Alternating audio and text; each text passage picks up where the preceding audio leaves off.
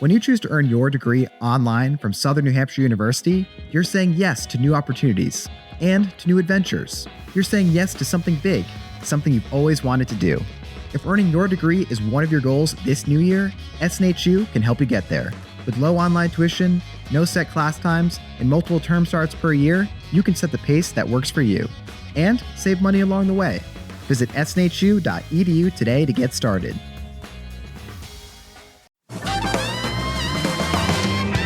Hey folks, and welcome to Typology, the show on which we explore the mystery of the human personality and the mystery of the great human adventure, all through the lens of the Enneagram. My name is Anthony Skinner, your producer and co-host.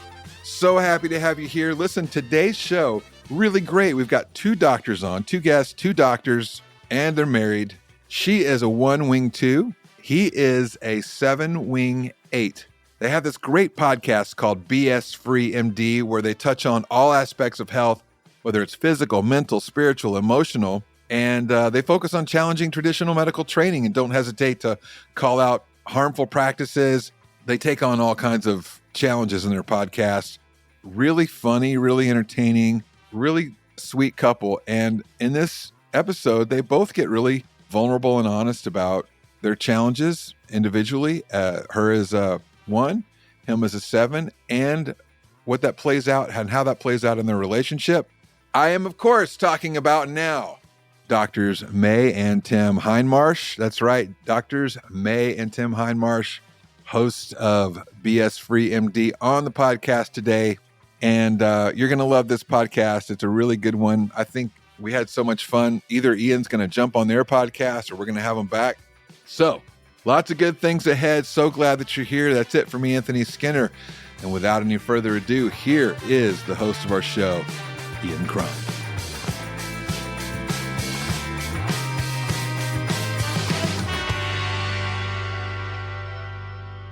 Hi, Typology Tribe. Welcome back to Typology, the podcast on which we explore the mystery of the human personality and the human adventure through the lens of the Enneagram. I am joined by my great friend, Anthony Skinner. Once again, Anthony, welcome back. Hey, man. I'm excited about our guest. And before we go like one step further, I just want to reiterate the brand new book, The Fix, is available for pre-order. Let's talk about it for a minute. Come on. All right. Yeah. So I have a brand new book. It's called The Fix, How the 12 Steps Offer a Surprising Path of Transformation for the Well-Adjusted, the Down and Out, and Everyone in Between. It drops on January 28th on Zondervan, and I'm completely stoked about it. Yeah. It's I'll say I've read an early version, and you just sent me the final version recently, so I get to read it this week, which I'm excited about. And I'll say, even though it has a long subtitle, there's still something else to learn, even though you included a lot in the subtitle itself, right? That's cold, man. That's cold. No, you should still read the book, even though it looks like the book is all on the cover. Still, I think you should go and read the book. Let me just say this. This really is a passion project, and it is born, this more than any other book I've written. This is my 5th book. This is a book that's from my heart, and it's from my personal experience. It is a deeply personal, practical, dangerously honest book about my own journey with alcohol and drug addiction and healing and recovery. And I'm both anxious and pumped for people to learn what I've learned about the 12 steps. Well, I got to live a lot of this one with you, and I'm excited for people to experience it for themselves. So it's going to be great. Super, super excited. The Fix, everybody go pre-order. But now, let's get to our guests. Why don't you make the introductions? I am so stoked that we have two doctors on the show today. Doctors May and Tim Hindmarsh. Is that how I say your last name, by the way? Yep. I got it. You got it. You didn't nice. So May is an Enneagram 1 and Tim is an Enneagram 7. And I want to say something to both of you guys first. We have a brand new, back in the day, I used to sing jingles in New York, like back in the 1980s. And we have a jingle for you that we came up with for your podcast. Anthony, you want to sing it, and it's just a little quick jingle that you should do at the front end of your podcast. No charge. We'll give it to you. Go ahead, Anthony. 2, 3, 4. BS free MD. That's it. I mean, is that not the best jingle you ever heard? Like by Menon. BS free MD. MD. Come on. I'm touched because the last time we had a personal jingle made and sung for us was at our wedding by Tim's best friends. They had a thing going, and these guys did it. They dressed up in costumes, and they wrote songs for everybody that were their buddies, and they performed them for the wedding. And ours was, it was called Medical Woman instead of the Rolling Stones. No, American Woman. American Woman. No. It was the something woman. I don't listen to the Rolling Stones. Anyway, they changed the words to a Rolling Stones song, and it was Medical Woman instead of another. Man, I would have run with American Woman. Honky Tonk Woman. There you go. Oh, okay. All right. Well, it was Medical Woman instead. Give me a medical man instead of. Yeah. And it was pretty entertaining and spot on truth to even our Enneagram types.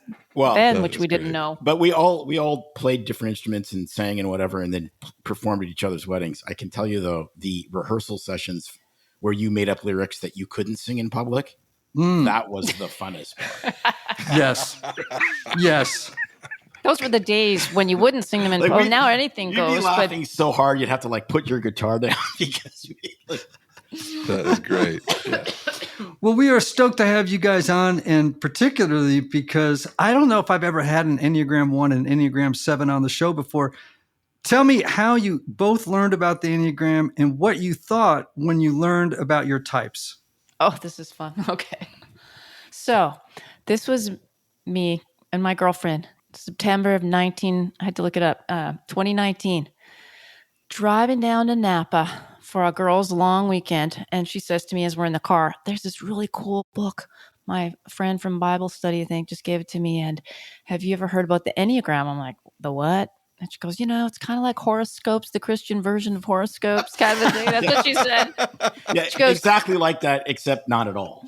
So she's like, we got to listen to this on Audible while we're driving because it's so amazing. So I'm like, all right, sounds great. So we put on the Audible version. We were driving and I started laughing out loud like right away. And of course, she's like, you're going to think you identify with every type. But of course, instantly, as soon as I heard 1 right at the beginning, I'm like, that's me. And when we got to 7, we laughed so hard because it was exactly, as you described, exactly Tim with so much stuff. So what happens, of course, is then we have the great weekend. I've typed everybody in my family, including Tim, and I come home and I tell him all about it.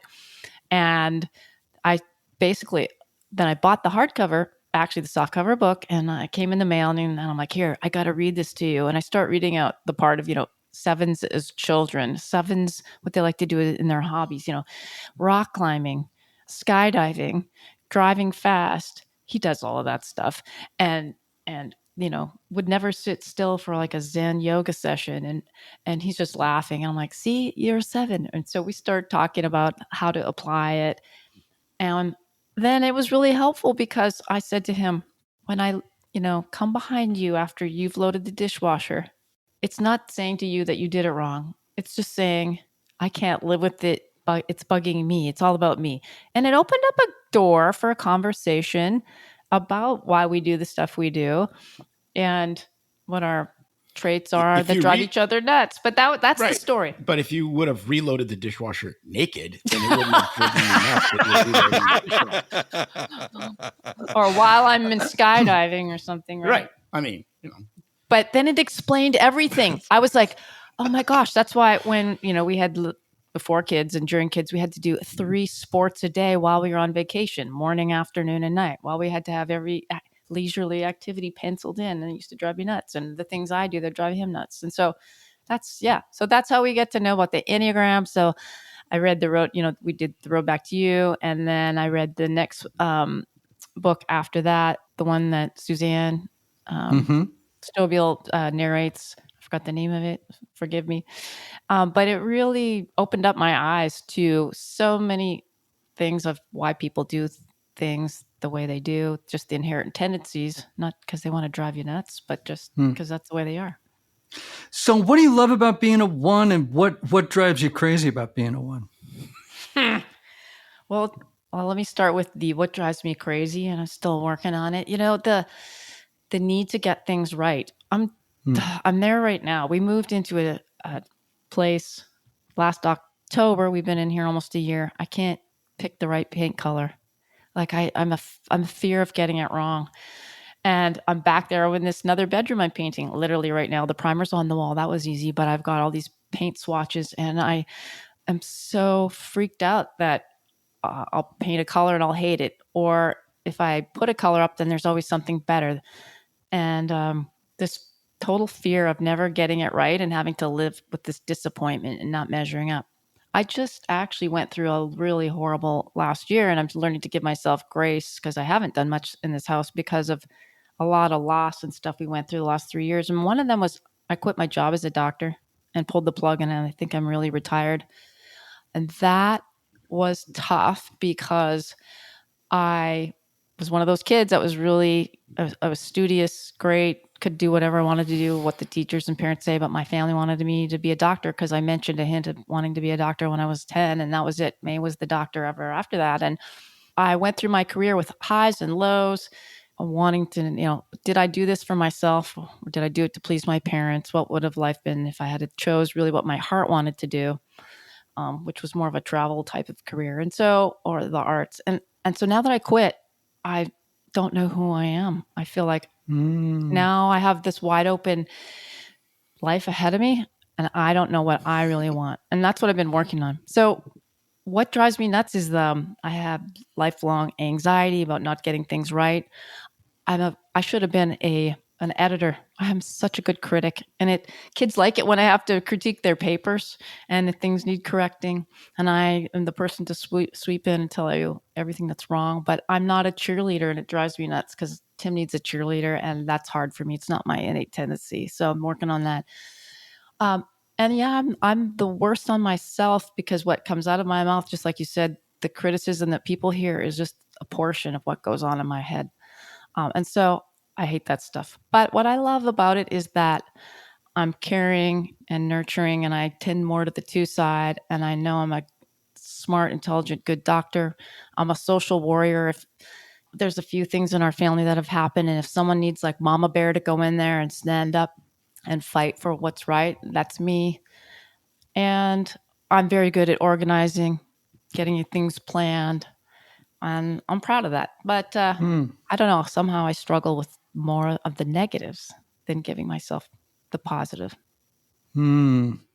So I'm going to circle back to that, but I want to just finish up this question and ask Tim the same thing. What do you love and what do you struggle with when it comes to being a 7? It's not to love. That's the right answer. Right answer. Perfect. I mean, I've used my body as an amusement park for the last 59 years. I mean, it's like, come on, get on board. The train's leaving. My body is an amusement park. John Mayer, just saying. That's right. No, I mean, I think the good side and the bad side are the exact same thing. It's super fun. Like the stuff that I've done, like, the perfect day when we were raising our kids, I had Fridays off, and we had a motocross track on our property, and I would literally go ride for half an hour, and then I'd drive to our private water ski lake. We were in a ski club, and I'd ski with my buddies for an hour and a half, and then I'd go to the drop zone and I'd skydive all afternoon and get home just when the kids got home. Like, that was the perfect life. And then I'd go do this super intense rural medical practice. So that part was great. I loved it. I met lots of cool people, got to do lots of cool stuff. The downside is there's not a lot of off switch. That's painful. I think primarily to the people around you, because when I would exhaust myself to such a point where you're just unavailable, that's not what you're supposed to do as a husband and a father. I mean, you're supposed to be, these avocations are supposed to nurture you so that you have more to give, not less. And so finding that balance the average may have been balanced, but it was the average between both ends of the Gaussian curve. It wasn't like you were actually in the sweet spot, especially when I was younger. The other thing that stinks about being a 7 is when your hobbies are riding motorcycles, jumping out of airplanes, barefoot water skiing, and running marathons, you break stuff after a while. Like your wife. And that's really super hard when you're used to a certain level of physical activity and then you can't do it, or you can't do it for 2 months or 3 months or whatever. So that was another downside. So as you get older, what will be, do you think, or what is emerging as the new frontier, the new adventure for you that will not, you know what I'm saying? Like what's going to be the new thing? Well, I think I was made to talk. So the podcast has really changed our lives because we've just met really, really cool people, and it just opens your mind to all these other possibilities. And that whole kind of intellectual stimulation I find just as rewarding as the physical stuff. I switched from windsurfing to kiteboarding, so I'm doing that now. And we were at the beach yesterday, and some guy is flying a powered paraglider over the beach, and I was like, I will be doing that. So yes, there's other things that are a little bit less potentially joint destroying, but I mean, you got to do that while you still can, in my opinion. I think one of the things, there are certain types that are naturally very self-reflective. 4s, sometimes 5s, 9s, types that are interested in their own interior spiritual and personal journey. And do you think you could ever find or if not already, a interest in turning your gaze inward without it being self-absorption or weird stuff, but toward a more soulish focus versus a physical outward focus? Yeah, I mean, I think I've done I can't judge it because it's me. I think I've done a reasonable amount of that. I think, honestly, if May was honest as far as when we were initially met, even before we were dating, I think what she found probably the most attractive about me is that I was introspective and philosophical and that kind of thing. And, it's interesting because the whole hyperactivity side is only one piece of the puzzle, and I don't quite get the other pieces as much. I mean, it was because there's a lot of areas in my life where I was really super disciplined, but yet at the same time, driven by a lot of kind of fear of missing out. That was one of the huge thing when I was a kid. Yeah, the other parts that Tim of a 7 that are typical, what he's not saying is that he is the life of the party. He speaks and he commands an audience and people circle around and he is funny. He likes to entertain and people listen, and he's an excellent communicator and speaker, and that's his passion, and he's got great insight. And that's what drew me to him, was he was funny and very philosophical and deep thinker, and just as intense as the way he is physically with it, like how he thinks about stuff. So if we're not doing, then it's just, we sit and we talk. And, that's how the podcast was born, is because friends would come over and listen to him speaking or us talking, and how we threw stuff off one another, not always agreeing. They're like, wow, this is great stuff. Everybody needs to hear this. So well, until you get tired of it. Yeah. Then I'm like, yeah, find another audience, because I've heard it 20 times. But so there's all that stuff too, as a 7 that he brings, that, I read not just the physical seeking, but the psychological and philosophical and deep. And I'm like, can we just not think about that anymore? Can we just sit and watch tennis on TV without, having to get deep into it? But very social, outgoing. And I'm me as an introverted person that would just want to sit at home, watch all the things quietly. I think it's been good. We always joke that he's the gas and I'm the brake in the relationship, because that's what brings the balance. And so, yeah, Tim's got a lot more other than the punishing his body phase, and mine. Hey, Typology listeners, I've got a really special announcement.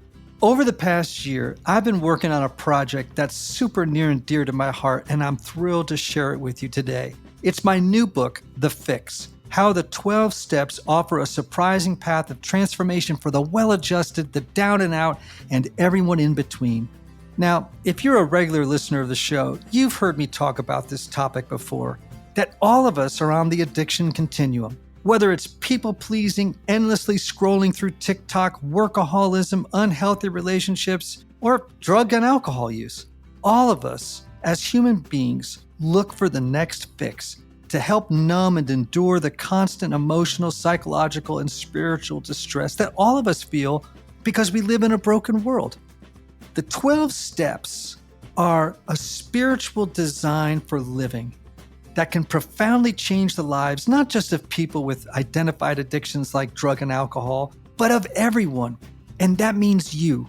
As a therapist and a person in recovery myself, I share my own addiction story and help folks to overcome their repetitive, self-destructive behaviors by learning and working the 12 steps. I'm all about any tool that breaks the cycle and leads to true transformation and spiritual awakening. So I've also felt it was important to include a companion workbook that helps guide you through the whole process. Both the Fix and the companion workbook are now available for pre-order. You can pre-order anywhere books are sold, such as Audible, Barnes & Noble, Target, Books A Million, and Amazon. Pre-orders really help sales rankings, which is important for helping others find the book. And so I'd love for you to secure your copy today. Simply go to ianmorgancron.com/thefix to order from your preferred vendor. Again, go to ianmorgancron.com/thefix to order your copy of my new book today. Much love and thank you. Well, it's interesting. There's every pairing has opportunity and challenge.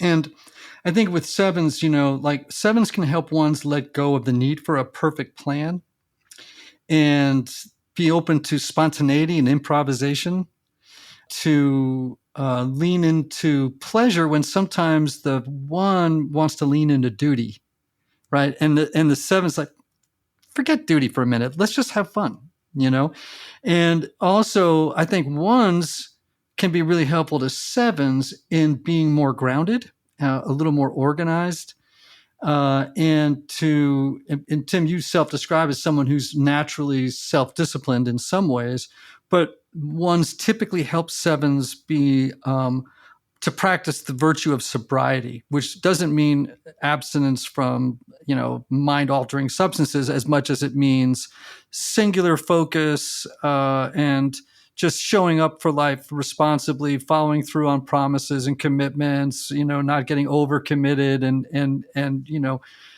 maybe sometimes leaving a paper trail behind. So anyway, that I guess ones bring pragmatism to the seven, and the seven brings vision to the relationship. Does that resonate at all? Absolutely. Yeah, totally. Yeah. No, it really does because it's interesting just with what we moved 3,500 miles away. We lived in Oregon for 30 years, and May wanted to move, and I'm like, okay, that's fine. I kind of liked where we lived at first, but once I made my mind up, it was like, no, let's go, and this is why we're going. And so the move for me in some respects was easier because I front loaded all the emotional baggage. And once I was through that, it was like, okay, I'm done. Now we have a different place to have an adventure. And for her, it was like, okay, I need something new and like this new project. And then when you get it and you start it, it's never what you expect. So then it's like, it was almost like she was doubly disappointed because did we make a mistake? And I'm like, no, we didn't make a mistake. Like there's no option. So you're going to have to, we have to make this because we made the right decision. There's no question about that. I have absolute 100% confidence in it. And so from that perspective, it's freeing to her because she can rely on me. And I'm like, no, this is the vision. And, I love what Jordan Peterson says about the Exodus. You don't go from slavery to the promised land. You go from slavery to the desert. And that's really true. That transition period is real. It's the way it is. It's the way it is in relationships, in business, in life. is you don't go from the promise. You don't go to the promised land from slavery. You go to the desert, and then you go. Man, to the promised land. we are in the middle of a house renovation right now, and so I know exactly what you're saying. I'm actually recording this from a friend's home because our house looks like the final scene from E.T. the movie. You know, where like everything's in plastic, right? Yep. And people are walking around basically in hazmat suits, tearing popcorn plaster off my ceilings and stuff. And I said just yesterday, my wife is in Telluride right now with my daughter. So I'm staying in another person's house with my dogs and their dog. And, you know, we're just in the middle of chaos and a book launch and all this stuff. And I've been asking myself, did I make a mistake buying this old house? Like, what was I thinking? And it's like, no, man, you're just in the desert. Don't worry. There's a promised land on the other side, but you're going to have to walk through the desert of renovation for a little while, you know? So that's a good word for me today. I appreciate that. May, I want to circle back to the paints for a second. Would you be open to doing a little work with me? I love to paint. Now give me the paint and I'll paint it. I'm actually an excellent painter. Yeah, Okay. She wants to work with you. But absolutely. Don't make me choose the paint color. No. What kind of so work? For real painting? Here's the No. question. Well, just a little bit of, maybe help you with a little bit with the paint choice. How's that? Tim would maybe appreciate it. I don't know. So what color would you paint the room if you weren't afraid? Don't think too hard. Okay. I want it to be, it's a coastal theme. I want it to be an off-white, kind of sandy white, creamy color. That's my vision, but it's not working out. All right, just leave off the commentary. What do you have that color right now somewhere or close to it? If you weren't afraid, would you paint it that color? Oh, I started. I did a wall. Okay. So sometimes when I ask a 7 and other types, you know, what would you do if you weren't afraid? Because people come to me all the time, clients come to me all the time, and they're like, oh, I'm afraid, I got to make a decision, I got to do this. I'm like, okay, well, what would you do if you weren't afraid? And sometimes they'll just say, well, I'd paint it this color that's right there in that, like it's in a can in my house right now, right? I'm like, good, call me back in 2 hours, right? It's just like, what would you do if you weren't afraid? And then they go and do it. And, you know, because like just as a thought for you, what could possibly go wrong if you just decided to paint the whole room that way and live with it for a year? What could possibly go wrong? Well, should I tell you what's going wrong now once I painted the one wall, or should I just answer your question? No, it looks different in different light? Yeah, correct. It's turned yellow. Okay. The test patch looked one way. Now it's turning yellow. And I'm like, I didn't want that. It's a difficult room. But if I were to just put it on there and leave it for a year, see, I can't even imagine that, because what happens is my head goes, but I don't like it now. So why would I put it on and leave it for a year when it's not what I want? And then I'll just have to go back and do all the work again and pick something else and spend more money and change, I don't know, the coordinating thing. So I'm like, I want to get it right now. That's how my brain works. What's the smile about, Tim? Well, I don't look the same as when we met, and she stuck around for 32 years. So. You could probably get used to it. So, you know what, May, here's a thought. What if you treated it like a spiritual exercise? And you said, I'm just going to paint it this color, and I'm going to live with it for a year. And and every time I walk in that room, I'm going to say thank you for the color on the walls. Yes, you're going to make me cry because I'm trying to do that daily with my... You don't try to do it. You just do it. I know. I feel convicted because daily is I'm, in the Word, reading, praying, and learning really to be thankful for what I have, a house, a guest room where I live. I start to feel like an ingrate when I really do have that on there, and I start to self-critique, and it's such a struggle and such a balance, because it does. Yeah. I personally beat myself up thinking that, I'm not thankful and grateful to what I've been given. And so it's so hard. It's so hard because I want to be that person. Yeah. Well, all types do this, all humans do this, but ones in particular, right? You have an ideal image in your mind of who the ideal May is, and you're always comparing yourself to that perfect May and falling short. And what that sets up is a scenario called the second arrow. And what that means is you feel wounded by indecision, and then you beat yourself up for feeling wounded over the indecision, and then you get into this death loop, right? Yes, and it just starts to go in circles. And then it's common for ones, they procrastinate and put things off because they're afraid of doing anything wrong at the outset. Here's what I'm just saying, right? Like, just as I don't know you from Adam, right? But here's just a challenge to think about.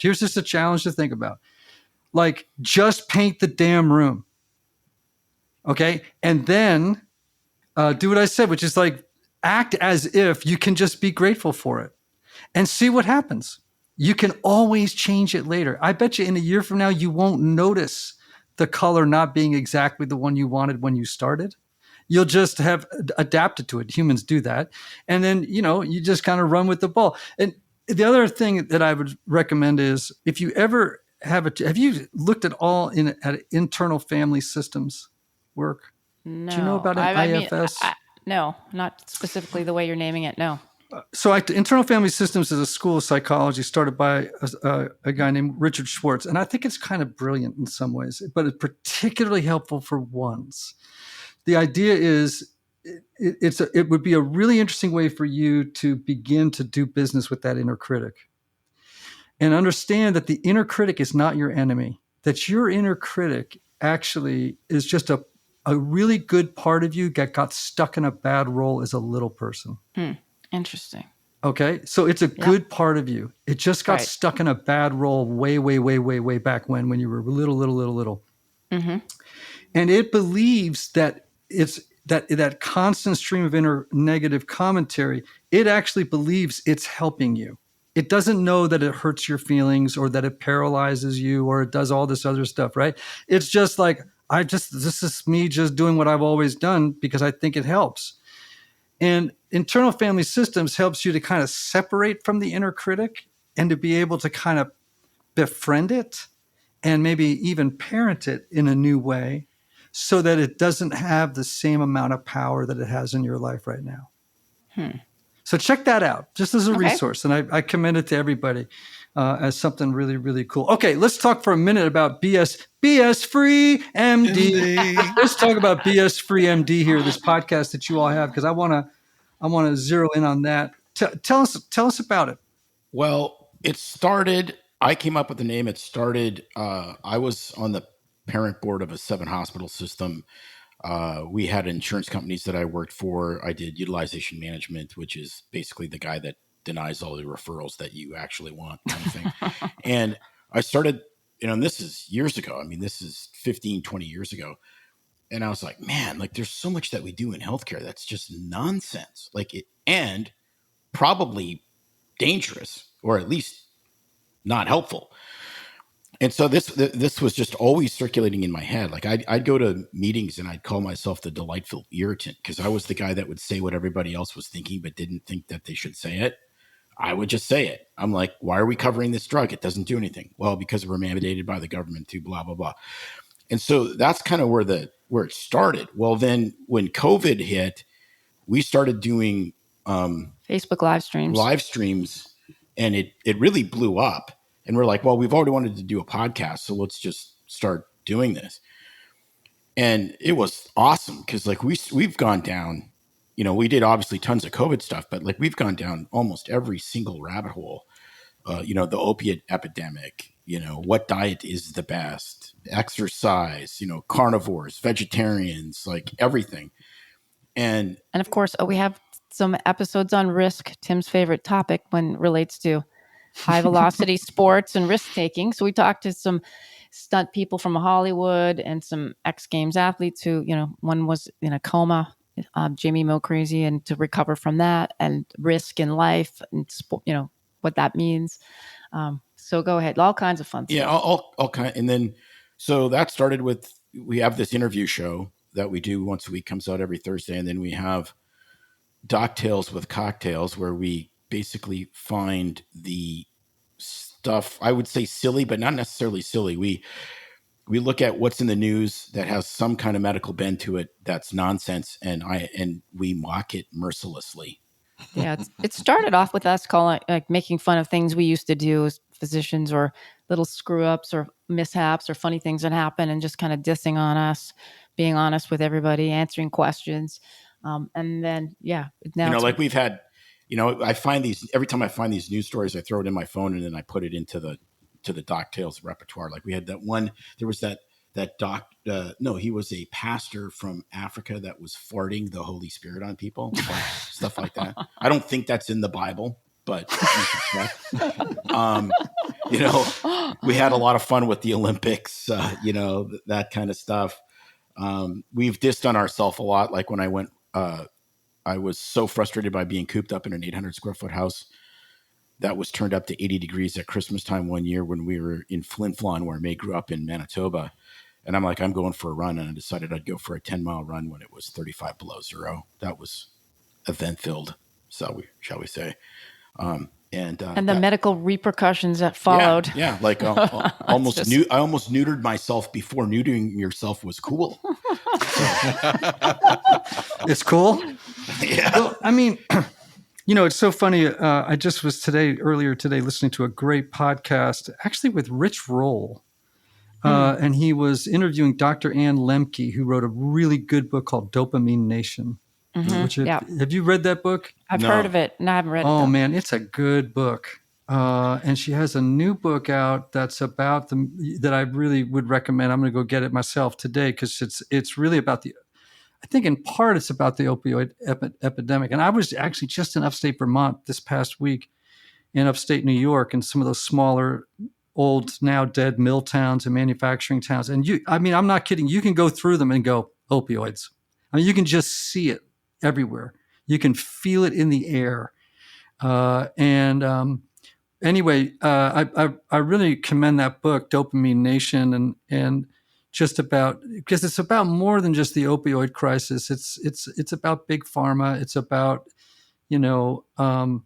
all of the money-making, money-grabbing, horrible stuff that was done. And I'm sure you guys encountered a lot of that, right, in urban medicine. I mean, in rural medicine. No, but I blame, I agree with Drew Pinsky. The opioid crisis, at least initially with prescription drugs, that lays 100% solidly on the shoulders of physicians. Mm-hmm. We did not speak out.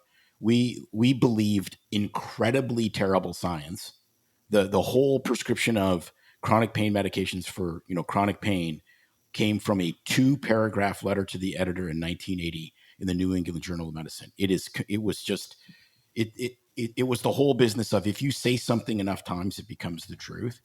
That letter to the editor got re-quoted, I think, 611 times in other journals until it became dogma, and it was nonsense pseudoscience. And then, Purdue Pharma and all these companies, they saw an opening. It's like, are you kidding? They're going to let us sell like long-acting morphine. Are you kidding? Like, this is the greatest thing in the world. They jumped on board, and the regulators jumped on board. I mean, pain is the fifth vital sign came from Joint Commission, who are the regulators that give the stamp of approval that your hospital is up to snuff. Yeah, we were sent to classes and mandated in our state to learn that we aren't treating patients' pain appropriately. We're under-treating it. We need to give them more opioids. And now, to re-up my DEA license, which I have to do in 2 months, I have to do 8 hours of how to correctly prescribe opiates. Like, you can't make this up. I mean, it was like, you didn't prescribe enough. You prescribed too many. How about you just let doctors be doctors and you guys just do whatever you do? Yeah, that was some of the first podcasts we did. We did a 2-part series on... Ben Westhoff. Ben Westhoff. Yeah, it's an investigative journalist. Fentanyl Inc. Fentanyl Inc. is his book. And how he, as an investigative journalist, researched fentanyl on the dark web and pretended to be a drug dealer, went to China, went to the lab, and actually saw it being made, and then just uncovered the whole trail of it through Mexico and up. And we've had friends who've lost kids to overdoses, and personal family friends. And it's and now you're right. I mean, the whole dopamine addiction with the hits and the whole bit, it's a whole other topic. I can hardly. This doesn't help. Yes, that's what I'm talking about. That's what I'm talking about. I mean, they're spending billions of dollars trying to figure out how to get your brain hooked all the time, and it's it's not an accident that they are succeeding, and doing a really, really good job, and now creating a mental health crisis in the wake of it. Absolutely. Particularly for younger people. I mean, it's just maddening to the point of, you just want to light your hair on fire and run around the neighborhood, saying, stop, everyone just stop quickly. It's crazy.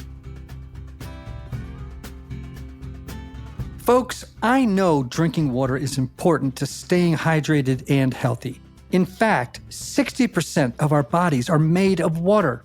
But what if you don't trust your tap water?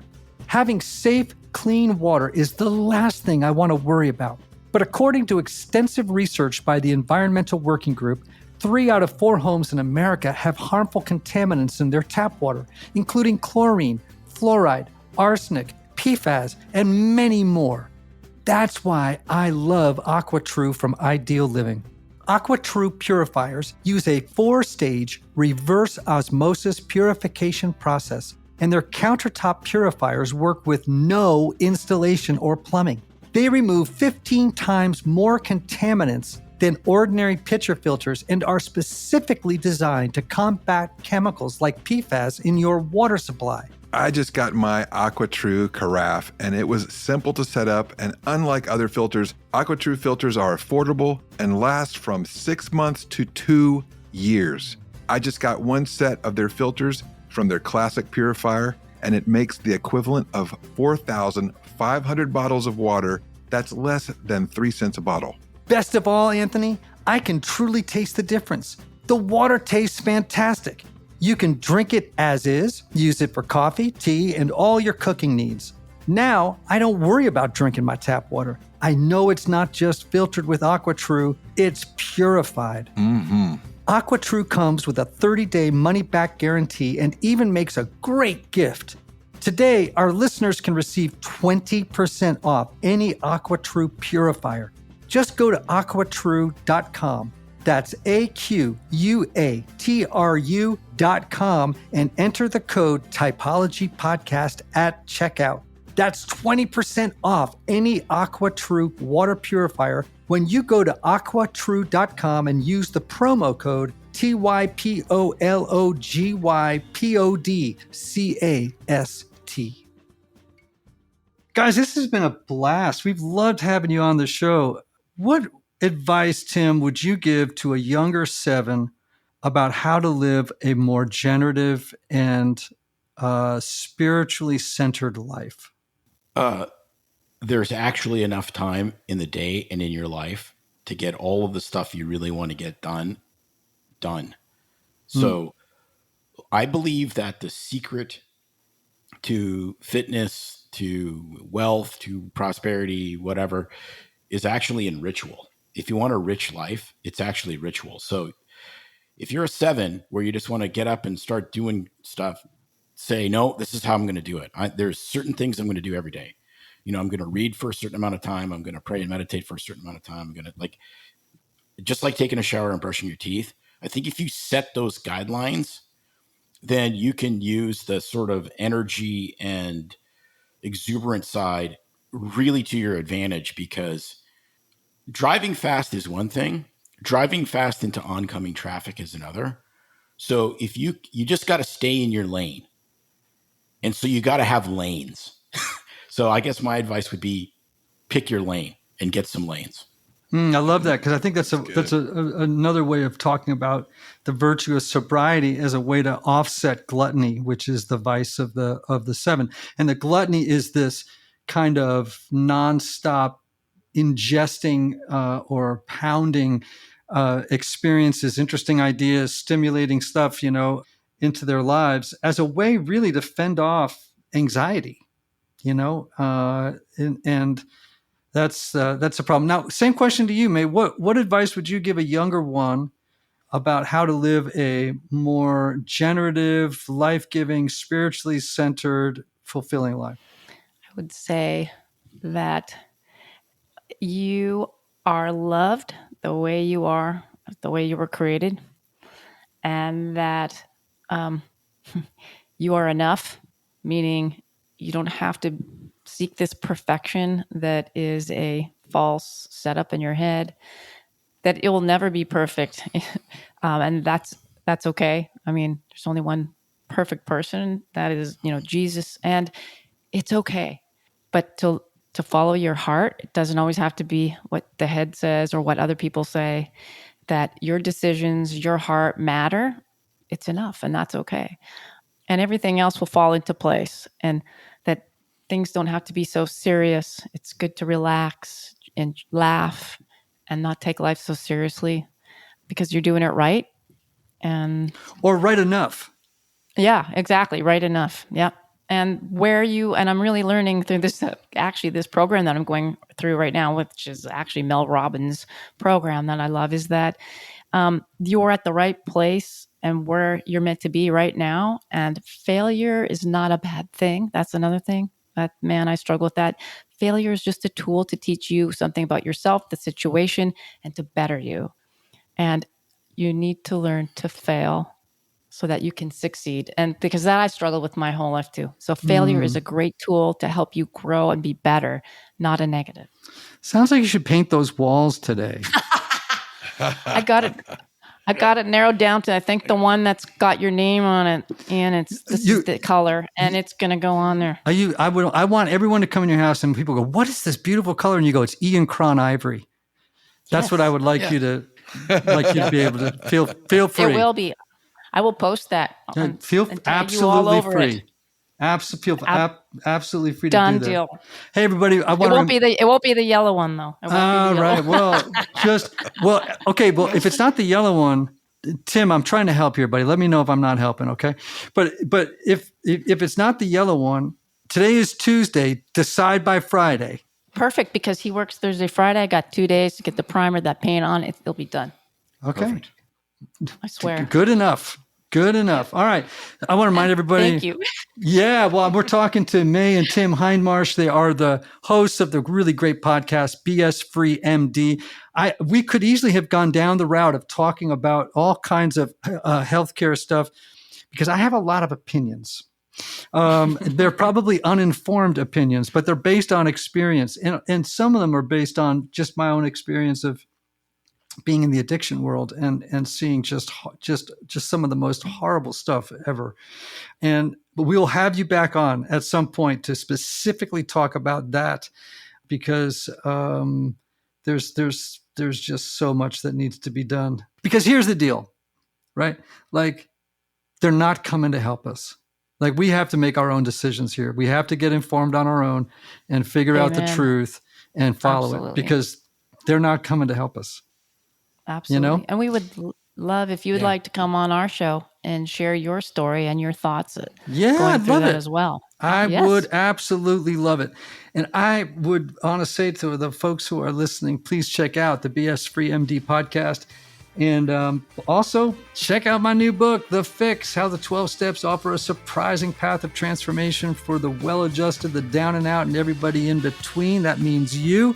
Anthony, I love you. And to all of you listening, may you have love, may you have joy, may you have peace, may you have healing, and may you have rest. Until next time.